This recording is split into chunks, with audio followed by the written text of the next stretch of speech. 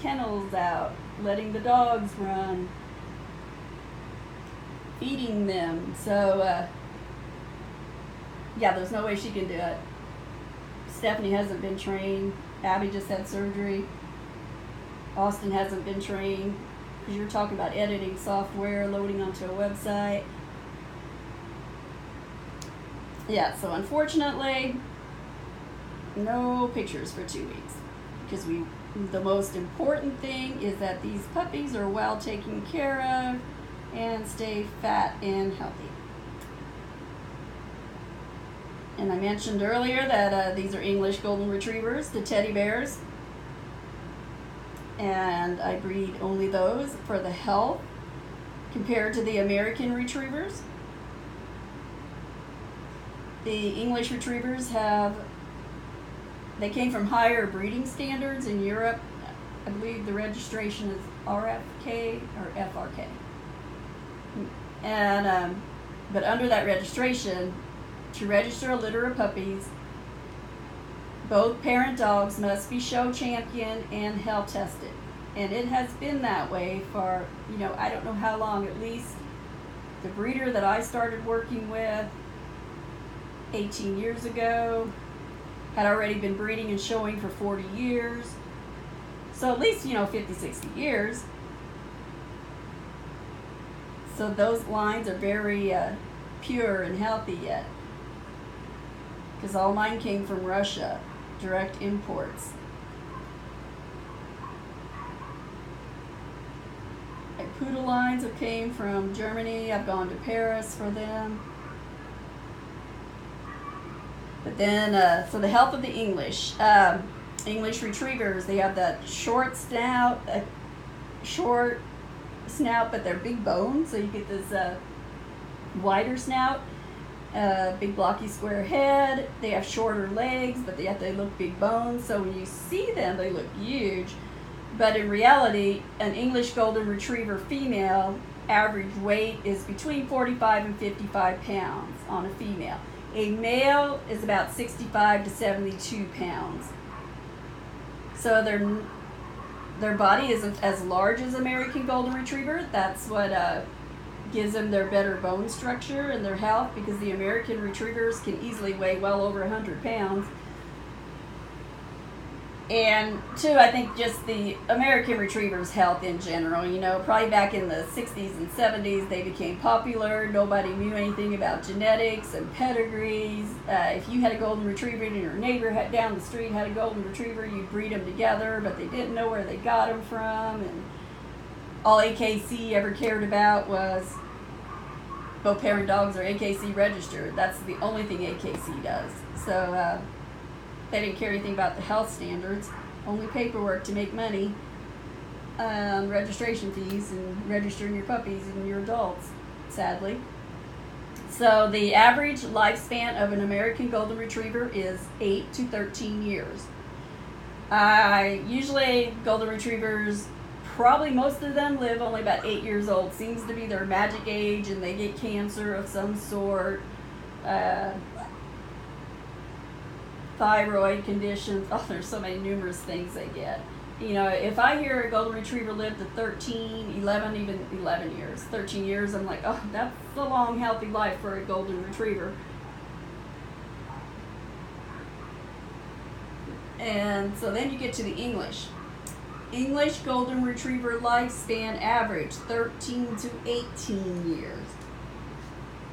So that's huge, huge difference. Standard poodles have always been extremely healthy, the same, probably, can live up to 18 years, and that's average, so they could live over that.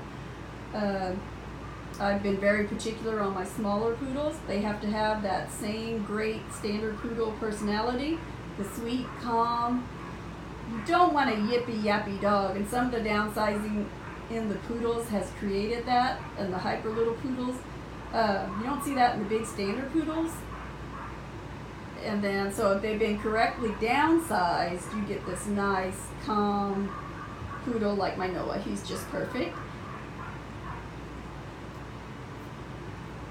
So they're going to live, being this English Golden Doodle should live, Average 13 to 18 years. Could live 22 years. I've been breeding for 18 years. I've heard a few start passing away at 13 years. That's been very few though. Probably over the last 2 years. Just one here and there, you know, and they come back for another puppy.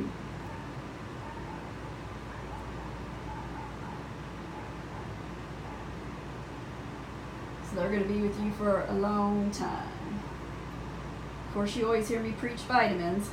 That's my duty during the day. I get to run through the adult dogs and give them their vitamins and or some kind of treat. They can get anything from leftover pizza to carrots. They had carrots tonight. Oh, they loved them. There was only 1 or 2 that didn't like them. So probably 90% of the dogs love green beans, carrots, frozen broccoli. You know, like you just buy in the grocery store. That's like a popsicle to them. They love yogurt. Empty yogurt cups you can give them. Oh, they'll just lick those out. They love that. You know, so you can give treats to your dog. I like healthy treats like that. I don't like milk bones, probably one of your worst. Those little bones that look cute like a bone. But if you read the ingredients, wheat, flour, fillers, nothing healthy. So that's why I love the vitamins. I mean, if you're going to give a vitamin, I mean, it's a treat. So my dogs bark at me in the morning if I don't open their cabinet fast enough while I'm making my coffee to give them their vitamins. Purina makes chicken jerky. I get these big bags from Sam's Club. So maybe they have them at Walmart. I just haven't looked, or Chewy or something. That's like $20 for this big bag of chicken jerky. They love that too. And that's really all the treats they get. They do get popcorn when we eat our popcorn.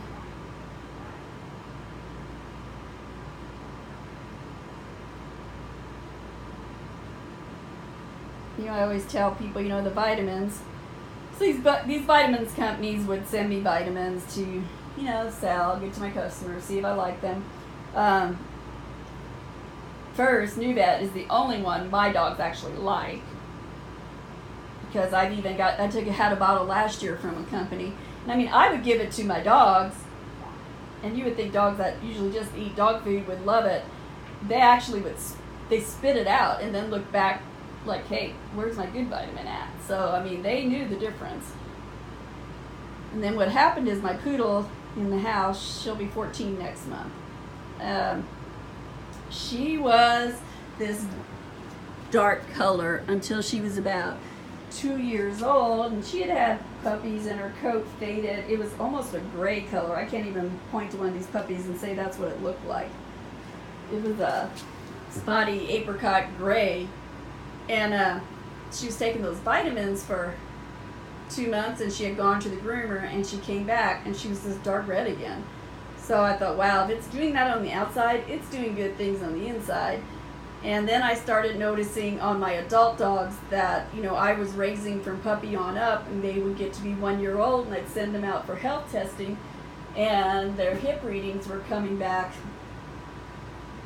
you know, borderline or mild, and maybe even some here and there were failing, but and I have weeded those bloodlines out since then too. But I mean, that was a big cost to me when I probably could have just been giving them NuVet vitamins, because now I start these puppies out from little on up on the NuVet vitamins, and ever since I've been using those for the last 10-12 years, every single dog gets good and excellent readings, which is probably what helped me become so successful, because I was starting to save that money where, you know, I'm buying these puppies that cost $2,000, $3,000, $4,000, and this is back 15, 18 years ago.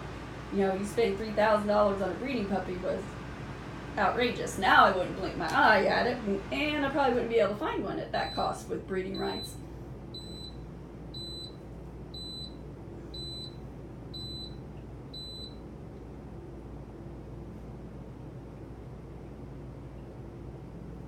But here's our babies, and we won't get to see them again for 2 weeks.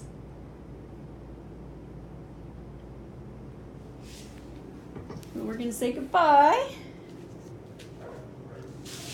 Hey, babies. Bye-bye. Might have to cut this video in half to post it. It might not all load on the YouTube. Not sure.